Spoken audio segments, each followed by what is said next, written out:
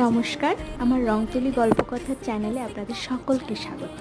সামনেই পুজো, তাই পুজোর কাজ নিয়ে বসে পড়েছি। এটা আমার একটা দিদার শাড়ি। দিদা বেশি কাজ করা পছন্দ করে না, তাই জন্য হালকা করে একটা কাজ দেওয়ার চেষ্টা করছি আমি। কতটা পারবো আমি বুঝতে পারছি না, কারণ এই কলকা কাজ আমি এই শাড়িতে প্রথম করছি, সেরকম একটা এক্সপিরিয়েন্স আমার নেই। তো আমি হালকা করে, যেহেতু কাজটা আমাকে করতে বলা হয়েছে, আমি যতটা পারছি হালকা করেই করার চেষ্টা করছি।